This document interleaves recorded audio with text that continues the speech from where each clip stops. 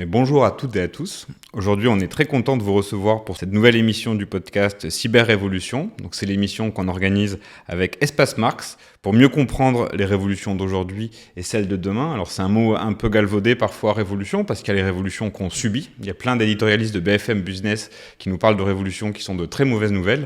On a eu la révolution néolibérale il y a quelques années. La blockchain dont on va parler aujourd'hui fait peut-être partie de ces catégories de révolutions qui ne sont pas de si bonnes nouvelles. Mais il y a aussi les révolutions qu'on choisit. Alors peut-être pas tout de suite la révolution prolétarienne internationale, mais en tout cas il est possible de faire avancer des choses. On est très heureux de recevoir aujourd'hui Pablo Rossi, qui est maître de conférences en informatique à l'Université Paris 8. Tout à fait. Bonjour Pablo, ça va ? Bonjour, ça va très bien. On est très content de te recevoir. On va parler beaucoup avec toi, je le disais, de la blockchain ou de la chaîne de blocs, qu'on sombre moins que moi dans les anglicismes un peu déroutants, parce que tu mènes un vrai travail depuis plusieurs années, disons d'éducation populaire, mais pas que, d'analyse aussi sur ce sujet pour faire connaître. Moi, la première fois que j'ai entendu ce que tu avais à dire sur ce sujet, c'était à Grenoble, il y a 2 ans, où tu étais venu faire une conférence avec une économiste pour présenter un petit peu et pour démystifier un petit peu ce qu'il y avait derrière cette technologie. Ouais, mais avant ça, je voulais qu'on t'interrogeait un petit peu sur une autre de tes activités. C'est que tu es un militant libriste, tu t'impliques beaucoup dans le logiciel libre. Peut-être que c'est l'occasion d'expliquer aux gens ce que c'est le logiciel libre et pourquoi tu penses que c'est important. Ouais, carrément. En fait, donc moi je viens d'une famille où la politique, on en parlait depuis que je suis tout petit, etc. Et il se trouve que mon père fait de l'informatique aussi, enfin pas directement de l'informatique, mais bon, il est rangé dans les informaticiens, disons, on va dire, voilà. Et donc il y avait un ordinateur chez moi depuis assez gamin, quoi. Donc j'ai eu cette chance-là. Et en fait, assez rapidement, c'est venu que je essaye de coder, de bidouiller des trucs, etc.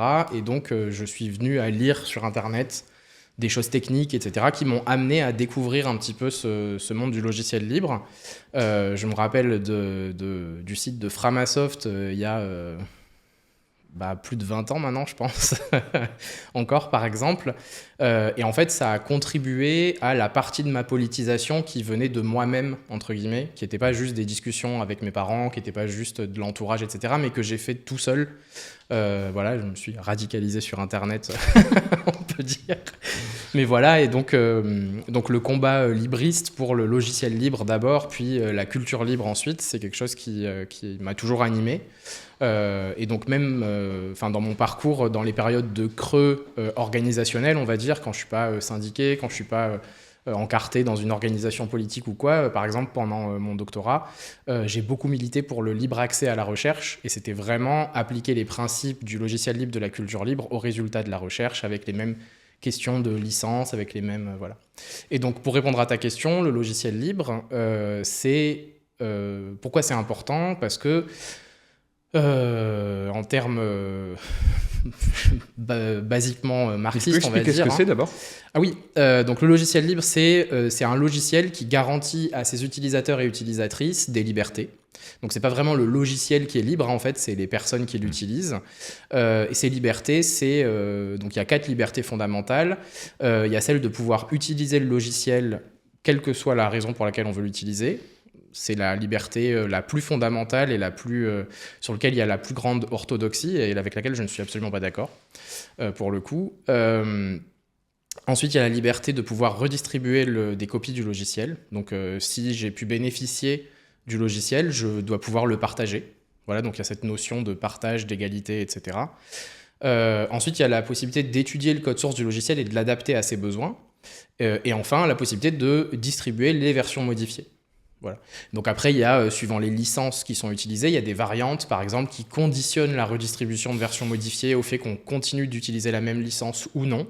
Donc on peut privatiser ce commun qui est un logiciel libre avec des licences qu'on appelle permissives. Et puis il y a des licences moins permissives qui font ce qu'on appelle du copyleft, c'est un jeu de mots avec copyright, où en fait on est obligé de garder la même licence. Voilà. Donc il y a des conditions qui peuvent être mises comme ça. Et en fait, les logiciels, basiquement, c'est des moyens de production. Et donc les contrôler, plutôt que d'être contrôlé à travers eux, c'est important. On est sur un podcast de l'espace Marx, je pense que ça, c'est pas la peine de l'expliquer au public.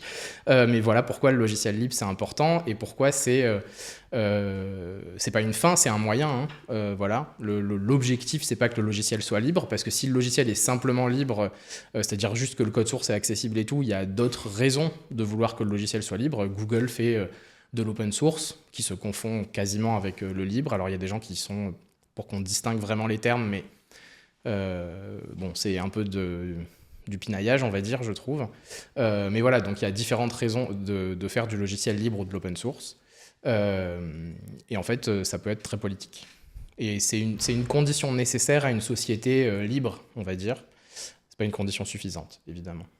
Et tu penses que comme simple informaticien, j'ai envie de dire, comme simple contributeur à du logiciel libre ou simple employé dans une boîte qui fait de l'informatique, on peut avoir un impact, on peut faire de la politique comme informaticien? Alors déjà, si on est informaticien ou informaticienne, ça veut dire qu'on est une personne, donc oui, on peut faire de la politique. Voilà. En tant qu'employé, informaticien ou informaticienne ou pas, on peut se syndiquer, donc oui, on peut faire de la politique.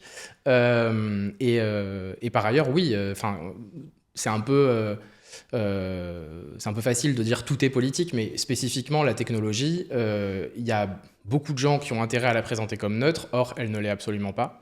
Et donc il y a tout un tas de choix qui sont faits par la technologie, enfin pas par la technologie, mais par les gens qui conçoivent la technologie justement, et qui sont des choix éminemment politiques. Moi par exemple, donc, je suis enseignant-chercheur en informatique, donc j'enseigne beaucoup. Je donne un cours d'histoire de l'informatique où je parle par exemple des métiers à tisser jacquard, donc les métiers à tisser automatisés, dont l'objectif était de libérer le travail des enfants qui ont réussi à faire ça. Mais comme les canuts, les tisserands qui travaillaient ne possédaient pas leur machine, c'est pas eux qui fixaient, qui se mettaient d'accord ensemble, etc., sur les prix auxquels ils vendaient les rubans, le tissu qu'ils fabriquaient, etc. Du coup, c'est les capitalistes qui possédaient les machines qui ont décidé de ça. Et en fait, quand il y avait plus besoin des enfants pour travailler, et ben ils ont dit, du coup, on paye plus que 2 salaires, ceux des parents. Et donc, les enfants, ils n'ont pas pu aller à l'école, ils ont dû aller à l'usine. C'était le moment où les usines commençaient à se développer. Sauf que du coup, c'était encore pire finalement. C'était genre l'objectif d'émancipation par l'éducation, c'est devenu, en fait, on travaille plus sous ses parents, mais sous un contremaître, etc., etc. Donc voilà, c'est le choix de qui contrôle la technologie et de ce que fait la technologie, c'est super important. Pour des exemples beaucoup plus modernes, il y avait je crois que c'est un cache investigation d'il y a quelques années, où on voit que dans certains entrepôts, il y a des employés qui sont manutentionnaires dans l'entrepôt, qui ont un casque, qui leur donne des ordres. Tu vas dans l'allée 7, colonne B, tu prends 4 cartons 78-16, et puis ensuite tu les amènes à telle entrée pour charger tel camion, etc. S'ils croisent un collègue qui disent « Hey, ça va », il y a le casque qui leur crie dans l'oreille « Je n'ai pas compris la commande, veuillez répéter ». Enfin, ils sont complètement aliénés, c'est eux qui sont une extension de la machine et pas l'inverse. Cette machine, ce casque, qui fait de la logistique, etc., il a été conçu par des ingénieurs qui auraient pu dire, en fait, non, éthiquement, on ne veut pas construire un tel produit, par exemple. Voilà. Donc, en tant qu'informaticien, informaticienne, il y a un vrai impact. Et tu as un exemple dans l'autre sens? Parce que là, c'est un exemple où tu donnes à voir les politiques négatives, aliénantes, ouais. Que peut mettre en œuvre l'informatique. Qu'est-ce qu'on peut faire de positif en s'emparant de l'outil de production informatique? Déjà, par exemple, on peut sortir les gens d'une dépendance à une grande entreprise qui les contrôle en justement contribuant à du logiciel libre, donc pour permettre de créer des alternatives. Et on peut prendre l'exemple, un exemple qui illustre en plus pourquoi je ne suis pas d'accord avec la liberté zéro, là, celle d'utiliser le logiciel quelle que soit la raison. Il y a un projet qui s'appelle Coop Cycle, dont l'objectif c'est de développer tout ce qu'il faut pour recréer une plateforme de livraison à vélo. Donc l'application mobile pour les clients, l'application mobile pour les livreurs et livreuses, le site, les mises en relation avec les différents restaurants, etc. etc. Donc ça, c'est l'objectif des gens qui développent ça, c'est vraiment de permettre aux livreurs et livreuses à vélo, essentiellement des livreurs, mais je féminise parce que voilà, par réflexe, mais en l'occurrence c'est une population très masculine, de s'auto-organiser et de dire en fait on va se mettre en coopérative autant les gens qui font tourner notre serveur, etc., que les livreurs à vélo ont tous une voix pour délibérer, tout le monde est payé pareil, etc., etc. Et en fait, ça, par exemple, c'est un exemple d'outil qui permet une émancipation, qui est vraiment de la technologie, quoi, et qui, du logiciel, voilà, qui permet à des travailleurs et travailleuses de s'auto-organiser, de continuer leur activité, mais sans l'exploitation qu'il peut y avoir par les grandes plateformes. Voilà, on parle d'ubérisation et tout ça, c'est exactement ça. Ils ont conditionné dans leur licence, c'est exactement comme un logiciel libre, sauf qu'ils conditionnent l'usage. Ils disent, en fait, on ne veut pas avoir fait tout ce travail pour qu'il y ait quelqu'un avec beaucoup d'argent qui le reprenne et qui lance un concurrent à Uber qui dit aussi aux gens, genre, mais soyez votre propre patron, mettez-vous en auto-entrepreneuriat, et voilà, et qui en fait les exploite complètement, qu'il n'y a pas de droit du travail respecté, ils ne sont pas salariés, ils n'ont pas de statut, etc., etc. Donc ils conditionnent l'usage de leur logiciel à une certaine forme d'organisation de société coopérative, quoi, voilà. Ça, typiquement, c'est un choix politique de licence et du développement technique, technologique auquel on peut contribuer, voilà. Super qui va dans le bon sens. Super intéressant, merci beaucoup. On est allé très vite sur des sujets très politiques. Je te pose une question, bon, elle est peut-être, comme on dit, elle est peut-être indiscrète, tu as le droit de me répondre non et tout, mais du coup, tu as l'air hyper impliqué dans plein de combats.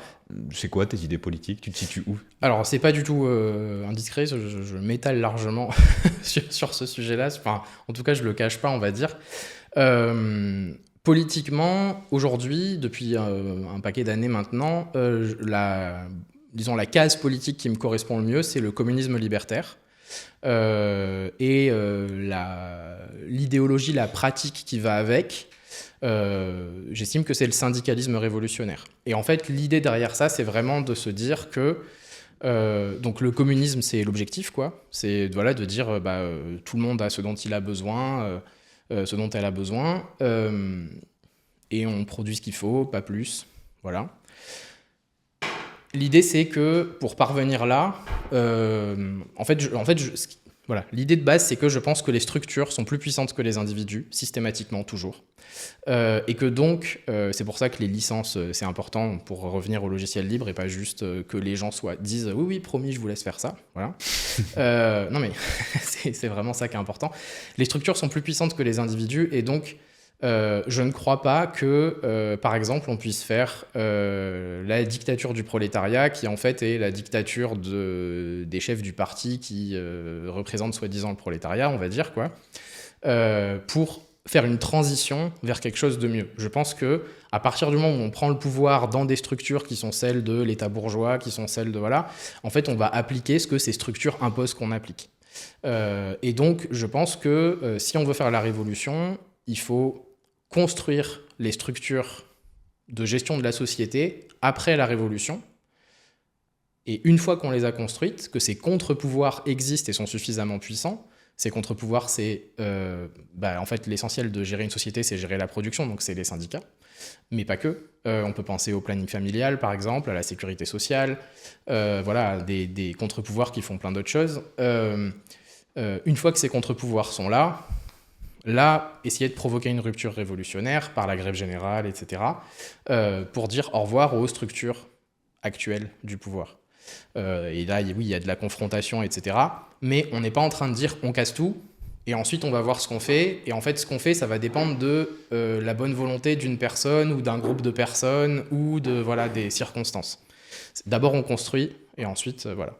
Et donc, c'est vraiment ce truc-là de dire, en fait, voilà, donc je pense que l'activité révolutionnaire, aujourd'hui, de toute façon, on n'est pas en période pré-révolutionnaire du tout, enfin, pas de notre côté, en tout cas. Et donc, aujourd'hui, c'est essentiellement de la résistance. Et en fait, je pense que dans cette résistance, on peut construire par la pratique. Donc, c'est-à-dire que c'est dans les luttes qu'on va former, c'est dans les luttes qu'on va s'émanciper, c'est dans les luttes que ça. Et en fait, on va faire, du coup, si vous voulez, les deux jambes du syndicalisme, cette double besogne quotidienne et d'avenir, comme le dit la charte d'Amiens. C'est dans la défense quotidienne, dans les luttes quotidiennes, qu'on construit un outil solide, démocratique, émancipateur, horizontal, sur lequel on arrive à fabriquer des choses, à discuter collectivement, voilà. Et donc, voilà. Donc, le premier combat, c'est déjà de rendre ces structures qui sont des embryons de contre-pouvoir les plus démocratiques possibles, les plus autogestionnaires possibles. et de les utiliser pour grossir et tout ça. Donc, syndiquez-vous. C'est terrible parce que tu as sauté à pieds joints dans la quasi-totalité des débats du marxisme. Je vais être très frustré. J'ai envie de débattre de chaque idée que tu as développée avec toi. Mais mon rôle ici est de t'interviewer. Donc je vais me concentrer sur l'interview pour aller directement au plat de résistance pour lequel peut-être les gens ont la curiosité un petit peu allumée. Le sujet de la blockchain et de la chaîne de blocs. Puisque c'est un sujet dont on a surtout, enfin moi en tout cas, peut-être que je ne suis pas représentatif, mais dont moi j'ai surtout entendu parler il y a une dizaine d'années, quoi. Il y a eu un moment où c'était vraiment le truc qu'on entendait partout, qu'il fallait absolument faire si vous vouliez pas être dépassé. Je me souviens en sortie de fac, c'était le boulot classe, il y en avait une petite poignée qui réussissait à aller bosser là-dedans et qui réussissait à rebondir et tout ça. Bon, c'était vraiment à la mode. On entendait même des gens à gauche qui disaient que c'était la révolution de la banque, désormais la banque serait émancipatrice. On entendait évidemment BFM Business dont je parlais tout à l'heure, et Bailly et tout. Mais en fait, à la fin, on ne nous disait jamais vraiment de quoi il s'agissait. Alors, qu'est-ce que c'est la blockchain ou la chaîne de blocs? Ouais, donc je fais aussi l'anglicisme de dire blockchain tout le temps. Donc, une blockchain ou chaîne de blocs, c'est avant tout un registre qui doit être distribué, immuable et faire consensus. Voilà. J'oublie une propriété essentielle, je suis désolé. Unique. Merci. C'était tellement évident que je l'ai pas. Voilà. Donc un registre qui doit être distribué, unique et immuable. Voilà. Donc c'est le faire consensus, c'est qu'il doit y en avoir qu'un. Et j'avais plus le nom. Donc voilà, donc essentiellement c'est ça. Alors évidemment si on dit juste ça, ça explique pas beaucoup. C'est quoi un registre? Voilà. Donc, alors un registre, pour le coup c'est le seul mot sur lequel il n'y a pas de piège. Un registre c'est le vrai mot du langage courant, le même. Vous allez dans le dictionnaire, vous ouvrez le dictionnaire à la page de registre, voilà, vous lisez la définition, c'est la bonne. C'est rare dans le monde des blockchains, mais là pour le coup il n'y a pas de piège. Donc un registre c'est un document dans lequel on consigne des faits. Voilà. Donc les blockchains, ça a été inventé en même temps que Bitcoin, qui est la première crypto-monnaie et aujourd'hui toujours la plus importante de très très loin. Et donc l'idée de ce registre, c'était de consigner dedans des transactions en crypto-monnaie. Donc des transactions, ça c'est aussi le terme classique, c'est il y a Alice qui envoie tant de Bitcoin à Bob, on enregistre cette information. Voilà. Donc le truc c'est que pour des questions d'efficacité, en gros, ces transactions on va les ajouter pas une par une mais par bloc au registre, voilà, d'où le nom chaîne de blocs. Et on va vouloir à chaque ajout de bloc garantir ses propriétés d'unicité, de distribution et d'immuabilité. Et donc voilà, le principe c'est de faire ça. Alors pourquoi on a besoin de ces propriétés? Parce que s'il y a plusieurs versions du registre qui existent en parallèle, ça veut dire qu'il peut y avoir une version où j'ai dépensé des bitcoins, en l'occurrence pour celui-là, et une autre où je les ai pas dépensés, où je peux de nouveau les dépenser. Et donc on veut pas ça. Ce qu'on appelle de la double dépense. Il doit être distribué parce que tout ça doit se faire dans un monde où on ne fait confiance à personne. C'est un gros présupposé des blockchains, c'est qu'on est dans une situation de défiance généralisée, ultra individualiste, où chacun joue pour soi et uniquement pour soi. Voilà. Donc c'est aussi pour ça que ça doit être distribué, c'est qu'on doit chacun et chacune pouvoir avoir une copie du registre pour pouvoir faire les vérifications, voilà, sans dépendre de personne et sans avoir à faire confiance à personne pour vérifier qu'une transaction est possible, est légale, a bien eu lieu, etc. etc. Voilà. Et l'immuabilité, c'est qu'une fois qu'une transaction a eu lieu, il ne faut pas que je puisse l'effacer ou la modifier pour pouvoir récupérer des bitcoins que j'aurais dépensés pour les redépenser à nouveau. Voilà. On veut pas permettre de la création monétaire, en supposant que c'est de la monnaie, de cette façon-là. Voilà. Donc ça, c'est ça une blockchain. Donc maintenant, les questions, c'est comment on met en œuvre tout ça. Et c'est là qu'il y a eu un agglomérat de technologies qui existaient déjà, mais qui ont été mises ensemble de manière assez ingénieuse pour permettre à cette chaîne de blocs d'exister. Parce que l'idée de crypto-monnaie, enfin de cash numérique ou de choses comme ça, elle est beaucoup plus vieille. Hein. C'est David Chaum qui en parlait déjà au début des années 80. Je crois que c'est 82, l'article qui commence par parler de digital cash. Voilà. Et toutes les autres utilisations techniques de concepts cryptographiques, etc., qui sont utilisés par Bitcoin, donc, qui arrivent fin 2008, début 2009, c'est tout des choses qui datent des années 70, 80, 90, voilà. Tout début 90, s'il y en a, je pense, tout est plus vieux que ça. Et donc, c'est mis ensemble pour permettre de mettre en œuvre ce fameux registre distribué, unique et immuable. Voilà. Et comment se fait-il qu'avec un registre distribué, immuable, etc., à la fin, on a quand même des bitcoins avec lesquels on paye des trucs. Qu'est-ce qui permet de faire une monnaie à partir d'un registre ? Alors, absolument rien. Donc justement, ce n'est pas une monnaie. Si on regarde historiquement ce que c'est une monnaie, donc vous pouvez le voir là-dedans, le bouquin de David Graeber, qui est un très gros bouquin, il y a plein de vidéos YouTube qui le vulgarisent très bien. Historiquement, la monnaie, c'est de la dette. Sauf que là, on est dans une famille politique qui refuse la dette parce qu'elle refuse la confiance sociale. En gros, on a l'impression que c'est vraiment du chacun pour soi. On est vraiment dans un mode de pensée extrêmement individualiste. Et donc, la valeur d'une dette, c'est la confiance qu'elle va être remboursée. Donc, on refuse ça. Et donc, la volonté, c'est de recréer un équivalent numérique de l'or. Parce que une pièce d'or, ça a sa valeur pas parce que c'est écrit dessus, parce que c'est de l'or et que l'or, ça a une valeur sur un marché, etc., etc. Donc une pièce de 10 grammes d'or, ça vaut 10 grammes d'or, quoi qu'il arrive, même si dessus on écrit 20, en fait ça vaut 10, quoi. Voilà. Et donc l'idée c'est de recréer ça, sauf que en fait en numérique c'est compliqué. Déjà il y a cette notion de en fait un fichier numérique on peut le copier, on peut le modifier, etc. D'où les propriétés qu'on veut mettre sur notre registre. Et en fait pour que ces bitcoins aient de la valeur, on est donc dans la famille politique dont je parle sans le dire depuis tout à l'heure, je sais pas pourquoi je l'ai pas dit, c'est le libertarianisme. Okay, donc c'est les libertariens, ils sont vraiment à fond dans l'économie de marché. C'est qui, genre, pour que les gens comprennent ? C'est quels individus peut-être connus qui sont libertariens ? Le fou en Argentine, là. Milei. Javier Milei, ok. Voilà. Elon Musk, il est là-dedans aussi, Elon non ? Musk à fond, okay. Peter Thiel, Mark Andersen, je sais plus comment, Andersen Horowitz, non, ça c'est son fonds d'investissement. Non, je connais pas le type, mais ok, Javier Milei, Elon Musk, très bien. Voilà, c'est ces gens-là, les libertariens, donc des gens ultra individualistes, et en plus qui ont une idéologie qui est absolument incohérente, parce que ils veulent pas d'État, mais en fait ils ont besoin de l'État parce que leur truc ne fonctionne pas sans un État autoritaire qui crée les conditions de fonctionnement de leur système de marché. Ah, explique. En fait, un truc complètement décentralisé où tu n'as qu'un système de marché, ça se casse la gueule tout le temps.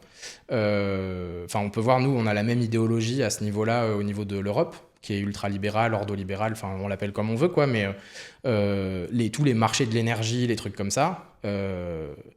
En fait, on contraindre, quoi. Voilà, on dit au début, on va mettre en place un marché parce que ça résout tous les problèmes. En fait, ça pose que des problèmes, ça résout rien du tout. Et donc, on rajoute des patchs de régulation par-ci, par-là.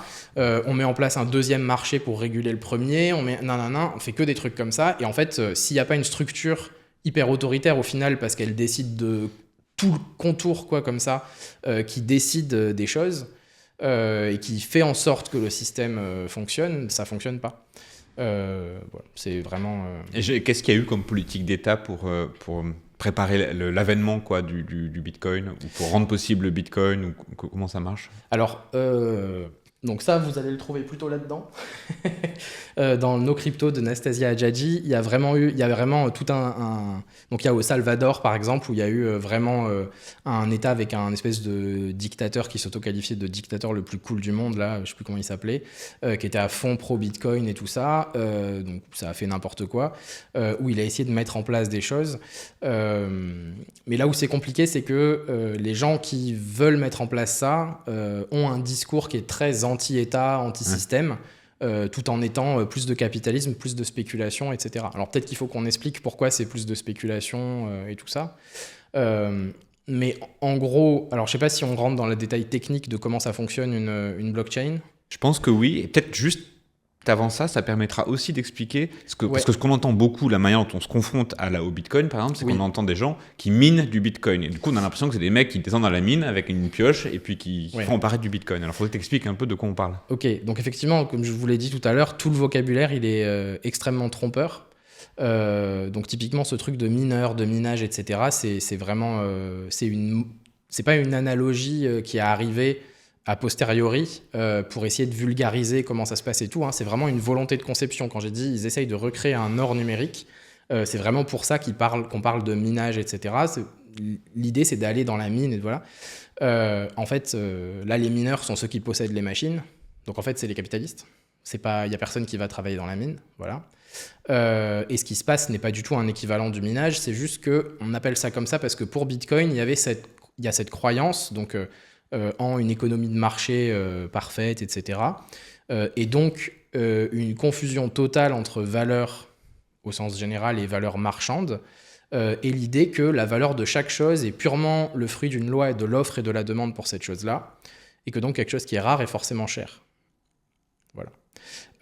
Et donc, pour Bitcoin, ce qui a été décidé, donc c'est un choix de conception, qui est un choix qui n'est pas du tout neutre, qui est extrêmement politique, etc., c'est de dire on va en mettre un nombre maximum, en l'occurrence 21 millions. Je ne sais pas pourquoi 21 millions, il n'y a pas vraiment d'explication précise sur ce montant-là. Et on va faire en sorte, l'algorithme qui est utilisé pour miner du Bitcoin, etc., et collectivement faire cette opération de création et d'ajout des blocs dans la chaîne, il a été décidé pour Bitcoin lors de sa conception qu'en gros, il y a un bloc qui va être ajouté à la chaîne à peu près toutes les 10 minutes. Et donc, pour ça, en gros, quand vous voulez faire une transaction, vous allez écrire votre transaction dans un format numérique qui dit, voilà, Alice veut donner 3 bitcoins à Bob. Donc pour ça, il faut que Alice, elle ait reçu plus que 3 bitcoins auparavant dans l'historique de la chaîne. Et elle va utiliser ce qu'elle a reçu, le mettre en entrée de la transaction et en sortie. Par exemple, imaginons qu'à un moment donné, elle ait reçu 4 bitcoins. Elle va dire, je vais prendre ce truc où j'ai reçu 4 bitcoins, je vais le mettre en entrée de ma transaction, comme si elle avait eu un billet de 4, quoi. Et en sortie de transaction, je vais donner 3 à Bob et 1 à moi. C'est mon rendu monnaie, quoi. Voilà. Et une fois que cette transaction aura eu lieu, c'est-à-dire une fois qu'elle aura été écrite dans le registre, moi, je dispose... Les 4 que j'ai utilisés, ils ont déjà été utilisés, c'est plus possible de les utiliser. Moi, maintenant, je dispose de 1 que je peux utiliser en entrée d'une future transaction, et Bob dispose de 3 qu'il peut utiliser en entrée d'une future transaction. Donc ça, c'est voilà. Donc ce truc-là, on va le faire, on va le signer avec notre clé cryptographique pour prouver qu'on est bien Alice, qu'on a le droit de faire cette dépense, etc. On pourra revenir là-dessus aussi parce que c'est extrêmement élitiste de penser que tout le monde peut maîtriser et conserver et de manière pérenne et stable et sécurisée des clés cryptographiques et de comprendre les concepts. Ça marche pas, quoi. Voilà, donc Alice, elle fait cette transaction, elle l'envoie sur le réseau. Et là, il y a des gens qu'on appelle des mineurs. Le terme n'est pas bien choisi, comme on l'a dit, qui vont prendre cette transaction et, s'ils veulent, mais personne n'est obligé de le faire, vont l'insérer dans le prochain bloc qu'ils vont miner. Alors, miner, ça veut dire quoi ? Ça veut dire que on va faire un calcul. Donc, le bloc, c'est composé d'un ensemble de transactions. Okay, qu'on veut ajouter à la chaîne, et à partir de là, on va calculer un condensat cryptographique, c'est-à-dire une empreinte digitale, mais pas digitale des doigts, une empreinte digitale numérique, le vrai digital, une empreinte cryptographique du bloc, et avec, donc c'est des algorithmes qui font que, les algorithmes de condensat cryptographique qui font que si on change un tout petit peu la donnée d'entrée, ça change beaucoup la sortie. Voilà. Et on ne peut pas prévoir en fonction d'une donnée, quelle va être la sortie sans faire le calcul. Ça ressemble à de l'aléatoire, en fait, vraiment, très fortement. Et tellement que c'est conçu pour qu'à partir de la sortie, on ne puisse pas retrouver l'entrée. On ne peut pas partir d'un résultat et retrouver de quoi il vient. Voilà. Et donc, l'idée, c'est qu'il y a un endroit dans le bloc où on a le droit de mettre ce qu'on veut, qui s'appelle un nonce. C'est un number one, c'est un nombre qu'on va utiliser qu'une fois, qui ne sert à rien. Et donc, on va changer ce truc-là, les mineurs vont changer ce truc-là en boucle, ils vont partir de 0, puis 1, puis 2, puis 3, puis 4, etc. Et ils vont recalculer à chaque fois le condensat cryptographique du bloc. Et comme il change un petit peu, le condensat, il change complètement à chaque fois, puisqu'il change le nonce. Et l'idée, c'est de dire, si jamais j'arrive à trouver un condensat, donc c'est un nombre, un grand nombre sur 256 bits, donc c'est un grand nombre, quoi, qui est plus petit qu'un certain seuil, c'est-à-dire que les nombres les plus importants, les chiffres les plus importants sont à 0. Okay, donc par exemple, je prends des valeurs toutes petites pour expliquer, mais ça n'a rien à voir avec ça, hein, c'est vraiment des très très très grands nombres. Par exemple, si les condensats ils étaient entre 0 et 9999, si j'ai un condensat qui commence par, qui est 300 par exemple, j'ai 2 zéros au début, et ensuite j'ai un 3, et voilà, et donc j'ai 2 zéros au début, il est plus petit. Voilà. Et donc l'idée de la preuve de travail, le fameux minage de Bitcoin, c'est de faire ces calculs en boucle jusqu'à ce qu'on ait trouvé un nombre suffisamment petit pour prouver qu'on a fait le travail. Et on prouve qu'on a fait le travail parce qu'on peut donner notre bloc, le nom de ce qu'on a mis dedans, et pour les autres, ils peuvent vérifier juste en disant je prends le bloc, je mets le nonce, je fais le calcul une seule fois. Ça va très très vite parce que sur un ordi, même sur votre smartphone, vous pouvez en calculer genre 1 million par seconde des condensats comme ça. Donc c'est instantané de faire la vérification, quoi. Et on peut vérifier qu'effectivement la personne a bien trouvé ce nombre et n'a pas pu le chercher d'une manière ou d'une autre. C'est-à-dire que c'est pas un calcul mathématique compliqué, on résout pas des formules, des fois c'est présenté comme ça, comme si on faisait quelque chose qui pouvait être utile par ailleurs. Il faut surtout pas que ce soit utile par ailleurs pour des questions de sécurité. Mais c'est vraiment juste un calcul en boucle complètement stupide qui sert à rien. Mais il y a un moment donné où par hasard, on trouve un résultat qui valide, entre guillemets, l'énigme le seuil, c'est pas plus grand que ce qu'on voulait, quoi. Voilà. Et donc ça, on peut l'envoyer. Et en fait, ce mécanisme-là, c'est purement un tirage au sort pour savoir qui va rajouter le prochain bloc. Parce que si on fait pas ça, comment on décide qui rajoute le prochain bloc ? Une fois qu'on veut mettre des transactions dans la chaîne, qui décide quelle transaction on met ? Si on fait confiance à personne, on peut pas dire qu'il y a telle personne qui va dire « Ok, rajoutons ce bloc de transactions là, parce que si ça se trouve, cette personne, elle a intérêt à ce que ces transactions passent et qu'à d'autres ne passent pas, et nous, on n'est pas au courant, donc en fait, on est en train de servir ses intérêts, mais on ne lui fait pas confiance. » Voilà.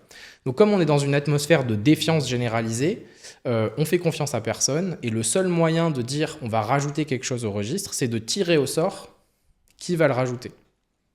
Parce que on veut faire en sorte qu'il n'y ait qu'une seule version du registre. Sinon, chacun pourrait faire son registre dans son coin, et puis voilà. Mais est-ce que ça arrive, excuse-moi, je t'arrête juste pour être sûr que je comprends bien le mécanisme technique. Est-ce que ça arrive que je suis Alice ou Bob, je fais une transaction, j'essaie de faire une transaction, et puis personne l'ajoute au registre, personne l'ajoute au bloc, et du coup la transaction n'est pas faite, quoi.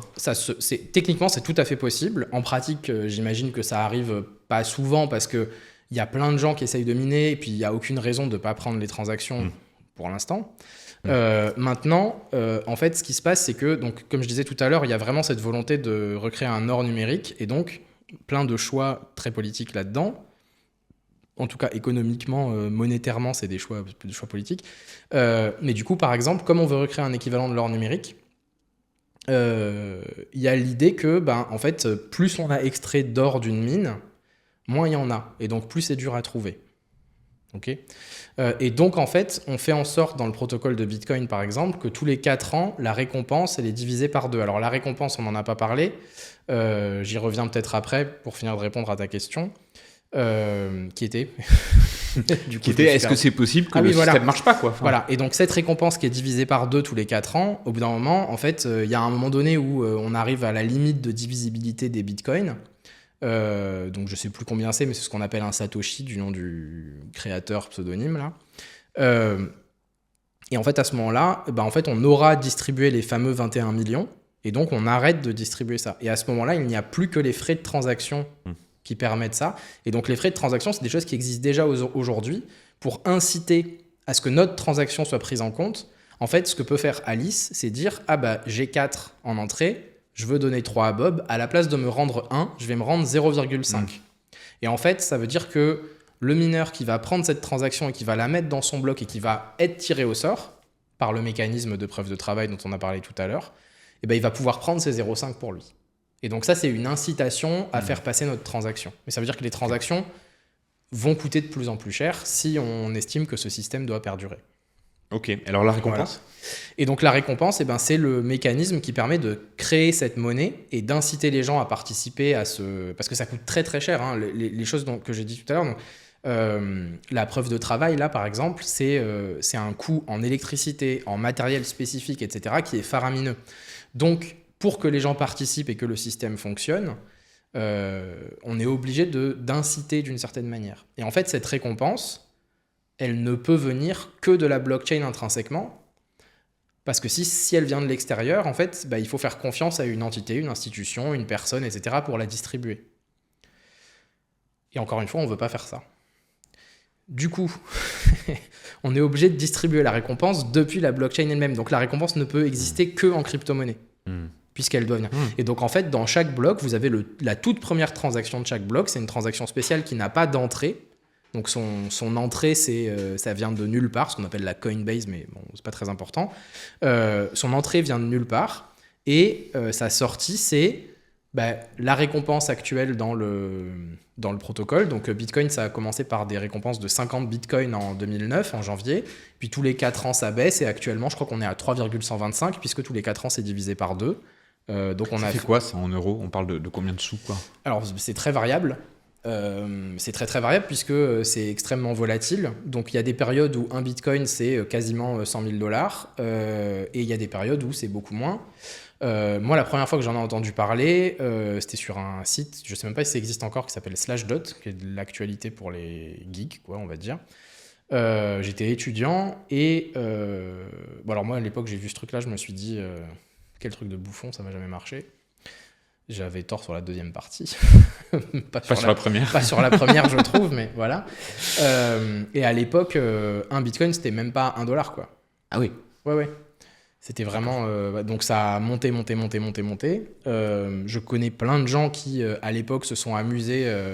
moi, j'avais refusé de le faire, mais il y a plein de gens qui se sont amusés à miner sur leur ordinateur ou qui en ont acheté un petit peu, etc. Je me rappelle de quelqu'un qui avait acheté 3 bitcoins pour $8 un peu plus tard que ça, par exemple. D'autres gens qui ont miné, qui en ont, voilà, et qui puis ensuite les ont jetés ou juste ont fait de la place sur un disque dur, ont tout supprimé parce qu'à l'époque ça valait rien, quoi. C'est bien, là, tu parles du sujet. On entend des fois à la télé des gens qui disent ouais, soit j'ai perdu ou quoi, mais j'ai acheté X bitcoin pour 5 € il y a 10 ans et maintenant je suis millionnaire, quoi.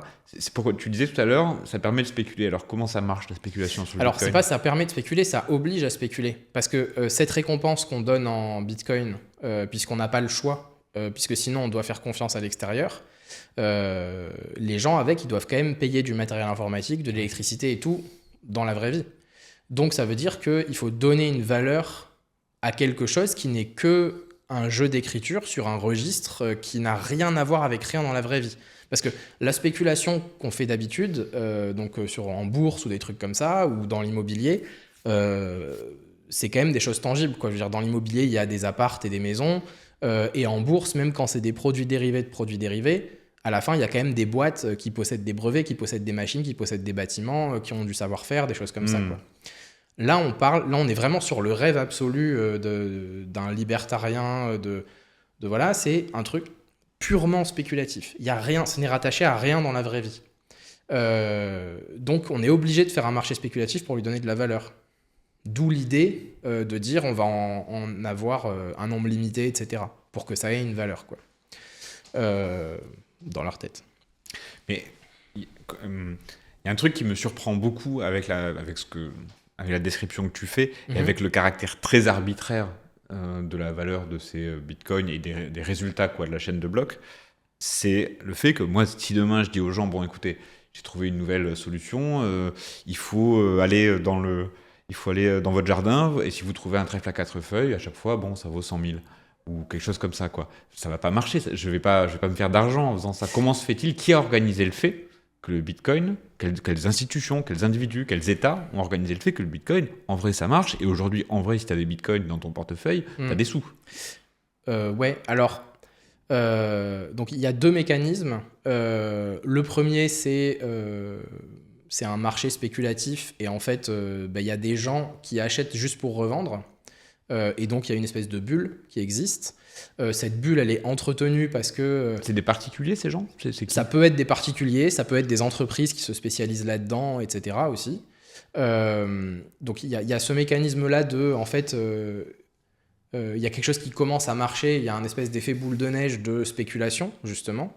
Et ensuite, il faut bien comprendre que cette spéculation, elle est faite que pour la partie spéculative. C'est-à-dire que tous les trucs techniques qu'on a expliqués tout à l'heure, le fait qu'il faut signer cryptographiquement, etc., les gens qui font ça, qui font de la spéculation, ne touchent jamais à cette partie-là. C'est-à-dire que toute l'idéologie qu'il pouvait y avoir derrière et qui a permis de démarrer ça un peu au début, on va dire, elle est plus là du tout. En fait, la plupart des gens aujourd'hui qui touchent à du Bitcoin ou à d'autres crypto-monnaies, ils le font via des plateformes d'échange, donc des sites complètement centralisés à qui ils font aveuglément confiance, etc. Enfin, on a complètement cassé le modèle qui en fait est un modèle qui n'existe pas. Enfin, le truc purement décentralisé, etc., c'est un truc utopique, ridicule. La centralisation absolue, ça correspond à un régime tout à fait autoritaire, c'est pourri, on est tous d'accord là-dessus. La décentralisation absolue qui est prônée par les gens qui sont à fond dans les blockchains, etc., c'est quelque chose qui n'existe pas, qui ne peut pas exister, qui en plus est indésirable à plein d'égards, parce que c'est des choses très bêtes, mais par exemple, si pour pouvoir s'envoyer des mails, il fallait que chacune héberge son serveur mail chez lui ou chez elle, le gère la sécurité, etc., ben en fait, parmi tous les gens qui écoutent ce podcast, on serait peut-être 2 à avoir un serveur mail, et encore, on aurait arrêté il y a 10 ans parce que ça commence à devenir trop compliqué, quoi. Voilà. En pratique, quand on a un mail, soit on le délègue alors malheureusement à Google, soit à son travail, soit à une association, soit à une petite entreprise, voilà. Donc on fait confiance à une petite structure comme ça. Et c'est toujours comme ça que ça fonctionne. C'est-à-dire que ce modèle-là qui est l'intermédiaire entre la décentralisation absolue et l'autoritarisme centralisé, c'est la fédération. C'est comme ça que sont organisés les syndicats aussi, c'est pas pour rien. Et ça marche très bien. C'est un truc pragmatique qui permet à plein de choses d'exister en parallèle, de communiquer entre elles, etc. Donc voilà. Et donc en pratique, donc il y a cette spéculation qui fait que ça fonctionne. Et je vais peut-être même expliquer un petit peu comment ça a pu être bootstrappé, comment ça a démarré, je sais pas comment on dit bootstrap en français. Comment ça s'est... franchi l'effet de seuil, quoi, voilà, qui permet de faire ça. Donc ça, c'est un premier élément sur lequel je vais revenir du coup après. Mais le deuxième élément, pour pas oublier, c'est une propagande autour de la technologie pour lui donner de la hype en permanence. Donc vous avez typiquement, encore aujourd'hui, tous les jours, 1 demi-heure par jour sur BFM, consacrée aux news, crypto, blockchain, etc. C'est vrai ? Ouais. Il y a les pros de la crypto, il y a différentes émissions comme ça. Il y a 1 demi-heure par jour consacrée que à ça, pour construire de la hype, etc. Il y a énormément, donc les ultra riches dont on parlait tout à l'heure, là, Andersen, Musk, Thiel et tout ça, là, eux, ils ont financé, par exemple, beaucoup de projets basés sur des blockchains qui n'ont aucune raison d'utiliser une blockchain, juste parce que ça fait monter la hype. En gros, il y a une espèce de grosse confusion technique qui a apparu, c'est l'idée qu'une blockchain, ça pouvait permettre de sécuriser quelque chose. La confusion, elle vient du fait que l'usage pour lequel les blockchains ont été inventées, les crypto-monnaies, dans cet usage-là, l'écriture dans le registre, elle est performative. Ça, les gens n'en avaient pas compris. C'est-à-dire que quand on écrit une fois que c'est écrit dans le registre que Alice a transféré 3 à Bob, c'est vrai et c'est garanti parce que c'est ça qui définit la vérité. La transaction, elle a lieu parce qu'elle est écrite. Tous les autres projets qui ne sont pas des crypto-monnaies, qui veulent utiliser une blockchain, ils font n'importe quoi. Parce qu'en fait, ils essayent de garantir avec une blockchain quelque chose qui a lieu extérieur à la blockchain. Par exemple, il y a plein de projets qui essayent de vendre, de certifier des diplômes sur blockchain. Mais en fait, la valeur d'un diplôme, c'est précisément la confiance qu'on attribue à l'établissement qui l'a délivré. Et donc, ça n'a aucun sens de le faire sur une blockchain. Déjà, un diplôme, c'est pas transférable. Enfin, voilà. Il y a plein de raisons pour lesquelles ça n'a aucun sens. Il y a des gens qui veulent faire du vote électronique en utilisant une blockchain parce qu'une blockchain, ça sécurise. Mais en fait, ça pose plus de problèmes que ça n'en résout pour le vote électronique parce que c'est des trucs bêtes, mais sur le vote électronique, typiquement, on veut pouvoir faire en sorte qu'on puisse changer son vote discrètement. Parce que ça peut être un truc aussi bête que c'est les élections professionnelles. Ça arrive d'ailleurs en décembre 2026. Votez. Mais du coup, c'est les élections professionnelles. Et il y a le chef de service qui dit genre il faut aller voter, etc. Et puis qui met la pression, j'en sais rien. Et on fait un vote. En fait, on veut pouvoir. On n'est pas dans un isoloir. Par définition, on est sur un ordinateur, sur un smartphone, sur je sais pas quoi. Il peut y avoir quelqu'un qui regarde ce qu'on fait. Et donc, il faut pouvoir changer son vote plus tard, sans que ça se voit dans les résultats à la fin. Sur une blockchain, on trace tous les événements, nécessairement, puisque c'est immuable.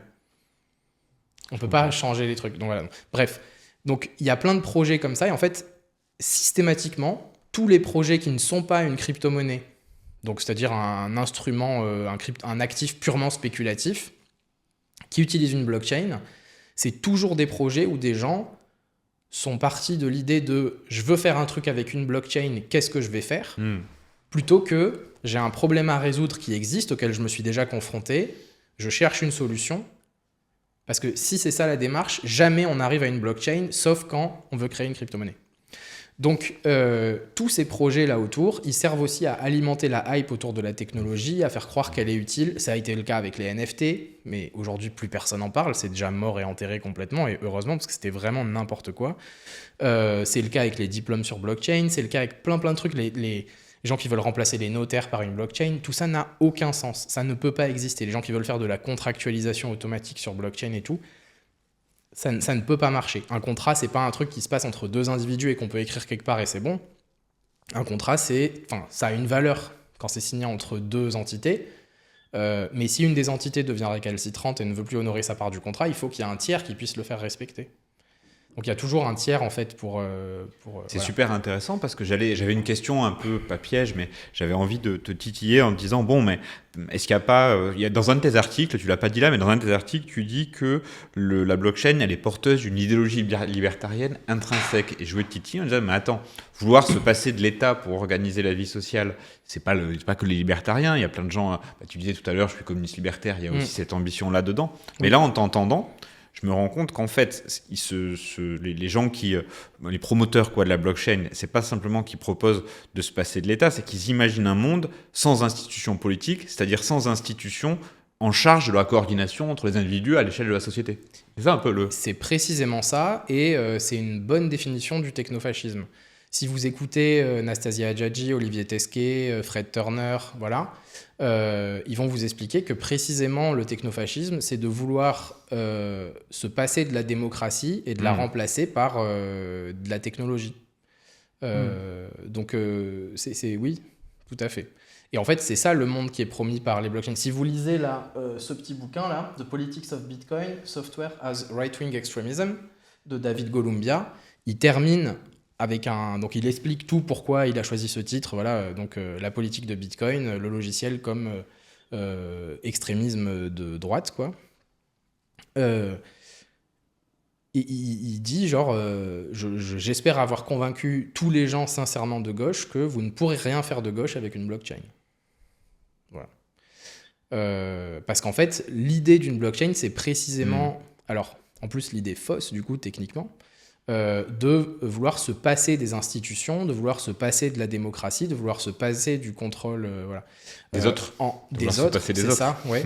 Alors, il y a après plein de projets qui utilisent des blockchains, à tort, mais qui utilisent des blockchains pour essayer de créer une structure, etc., de vote, de machin et tout.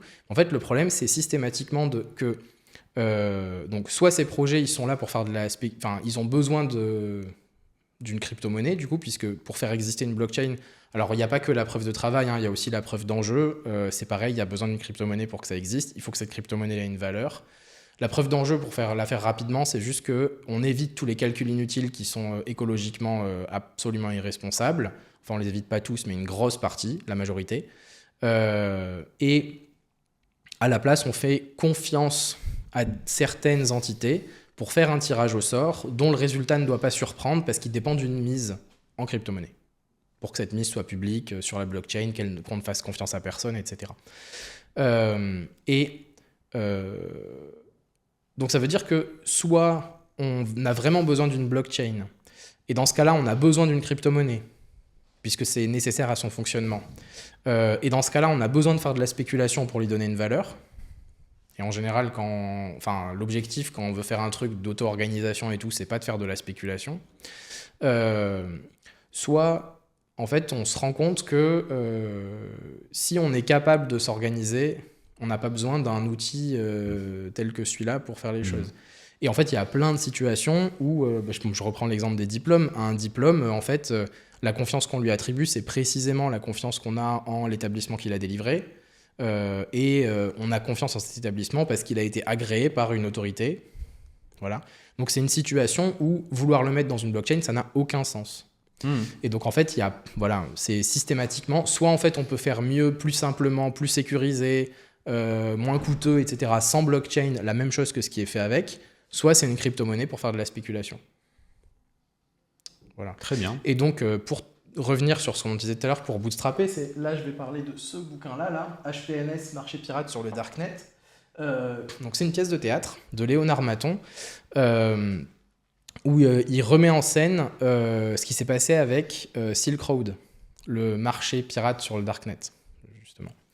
Donc Silk Road, c'était une place de marché en ligne sur un réseau, donc les gens qui appellent ça le Darknet, Dark Web, sur Tor. Voilà, un réseau qui anonymise plus ou moins les connexions. Et l'idée, c'était que du coup, dessus, on pouvait vendre tout ce qu'on voulait, des champignons magiques, des armes, des choses comme ça. Alors, la partie armes, on n'aime pas ça, les champignons magiques, voilà. Mais l'idée, c'est que ce qui a permis au truc de démarrer, c'est justement de dire on va payer en Bitcoin. Parce que du coup, il y avait cette espèce de pseudonymat, / anonymat, mais en vrai pseudonymat, qui donnait confiance aux gens de se dire je vais pas me faire choper quand j'achète de l'herbe, des champignons magiques, de la drogue ou je sais pas quoi. Et en fait, au début, ça marchait pas.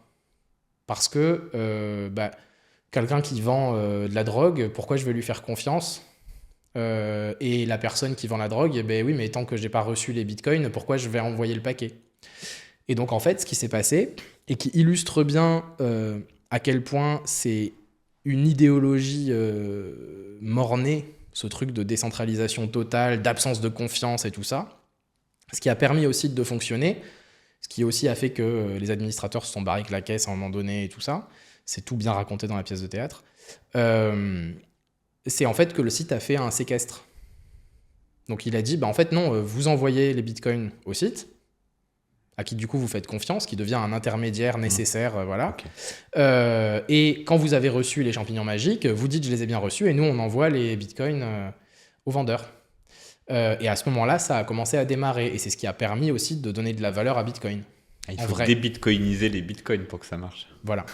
C'est-à-dire qu'en fait, voilà, c'est vraiment cette espèce d'utopie de la décentralisation totale.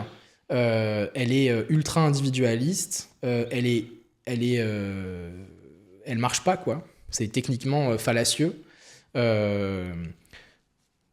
Donc, il y a toujours besoin de confiance pour faire fonctionner un système.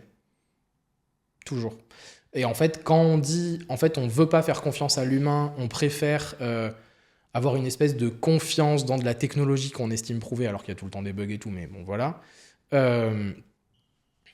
On sort de ça et on peut pas faire des choses qui permettent de construire une société avec du collectif, avec... Voilà. Écoute, on s'achemine tout doucement vers la fin de l'émission. On a passé une chouette heure ensemble à discuter. J'ai quand même une dernière question, c'est peut-être la plus importante. C'est que faire en gros, c'est-à-dire que tu as décrit, tu as tracé un diagnostic et en même temps permis aux gens de comprendre sur quoi ça repose, comment ça marche et quelle corruption ou quel danger, quelle menace ça exerce sur les sociétés. Il n'empêche que ça existe, il y a plein de transactions qui sont faites en Bitcoin, que c'est soutenu par des puissants, par des États, qu'aujourd'hui il y a des places de marché qui fonctionnent avec les Bitcoins. Bref, comment on en sort ? Comment on fait pour sortir de là, quoi. Il n'y a pas plein de transactions qui sont faites en Bitcoin. Il n'y en a pas beaucoup, puisque de toute façon, c'est très limité. Il y a plein d'entreprises... Juste par parenthèse, c'est pas vrai que le dark web et tout ça, c'est exclusivement en Bitcoin ? C'est faux, ça ? Alors, déjà, il y a plein d'autres crypto-monnaies qui existent, qui ont des propriétés d'anonymat plus fortes, par exemple, ou qui permettent des transactions plus rapides, ou des choses comme ça, ou d'autres systèmes par-dessus. Bon, Mais alors en je vais général, reformuler un peu ma question. Comment on fait ouais, pour s'extraire des idéologies monétaires et des pratiques monétaires ou pseudo-monétaires, tu sais que ouais. c'est pas vraiment de la monnaie, qui reposent sur la chaîne de blocs? Comment on fait pour sortir de là? Alors déjà, la première chose, c'est d'essayer, donc c'est ce que j'essaye de faire avec, sur mon blog, sur mes différents articles, y compris Tu universitaires. peux donner l'adresse de ton blog Euh, pour que les gens aillent voir? ouais, alors le plus simple, c'est vous allez sur pablockchain.fr, donc PABLO comme mon prénom, et puis CKCHIN.fr. Donc pablockchain.fr, et à partir de là, vous allez trouver un peu tout. Il y a aussi des liens vers le Unblocked and Unchained Symposium que j'avais organisé fin 2024, le 13-12 2024, où il y a donc plein de gens qui sont intervenus, des économistes, des vulgarisateurs, enfin un vulgarisateur en finance économiste, donc c'est Eureka de la chaîne YouTube, donc Gilles Mito.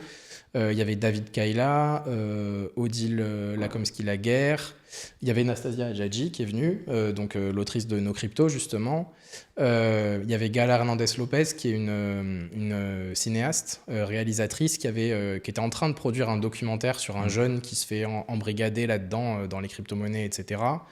Il y avait Kaveh Salamantian qui est un informaticien qui travaille sur de la géopolitique aussi, notamment du réseau, des bitcoins, etc. Et il y avait Arnaud Lévy qui travaille dans le design, etc. et qui justement s'était penché sur la question des technologies low-tech qui permettent d'être des alternatives aux solutions de blockchain, notamment pour les diplômes, justement. Voilà. Donc, comment on résiste à ce truc-là? La première chose, c'est justement de se renseigner, de s'informer, de comprendre que cette technologie, il y a plein de promesses qui l'entourent, mais qu'en fait, ça fait pas grand-chose finalement. Tout ce que permet de faire une blockchain, finalement, c'est de garantir que ce qui a été écrit dessus a bien été écrit dessus. C'est vraiment la seule et unique chose que ça fait. Ça le fait de manière décentralisée. Voilà, ça simule la centralisation d'un registre, ça simule l'unicité d'un registre, ça simule l'immuabilité, voilà, mais c'est tout ce que ça fait. Si on a besoin de ces propriétés, mais qu'on a de la confiance, on peut faire autrement. Il y a plein de solutions très simples qui ont un coût proche de zéro, qui permettent de faire un registre distribué, public, immuable, voilà, sans que ça ait le coût d'une blockchain. C'est sans blockchain, voilà. Parce qu'on n'a pas besoin du mécanisme de consensus, donc qui est un terme très mal trouvé, mais on n'a plus le temps de développer ça. Voilà, donc s'informer sur déjà le fait que c'est pas une solution, c'est un problème, quoi. C'est genre, ça ne fait pas grand-chose, une blockchain. Donc c'est pas une solution pour la plupart des technologies. La seule chose que ça sait faire, effectivement, c'est les crypto-monnaies. Maintenant, si on veut sortir des crypto-monnaies, il faut essayer de comprendre, et ça c'est un truc, justement, je vous appelle vraiment à lire No Crypto de Nastasia Adjadji, parce qu'en se basant sur les travaux notamment de Molly White, dedans, elle va vraiment démonter ce truc de ça permet de bancariser les gens qui n'ont pas de banque, etc. Comprendre que c'est rajouter du problème en prétendant être une solution, ce qu'ils appellent une espèce de colonisation prédatrice, quoi.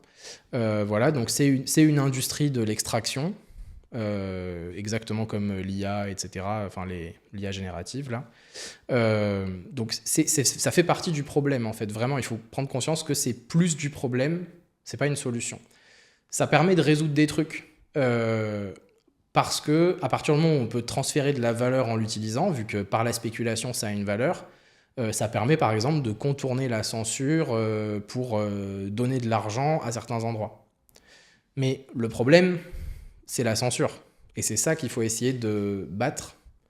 Peut-être qu'en attendant, il faut utiliser ces technologies néfastes, etc. pour contourner, parce qu'on n'a pas d'autre choix. J'espère que ça serait mieux, enfin ça serait mieux qu'on puisse faire autrement, quoi, mais voilà. L'idée, c'est vraiment de prendre conscience que ce n'est pas une solution, c'est plus du problème. Aux endroits où on l'applique, systématiquement, c'est rajouter de la spéculation, rajouter de la dérégulation, rajouter toutes ces choses-là qui, en fait, ont causé les problèmes qu'on est en train d'essayer de résoudre. Voilà. Très bien.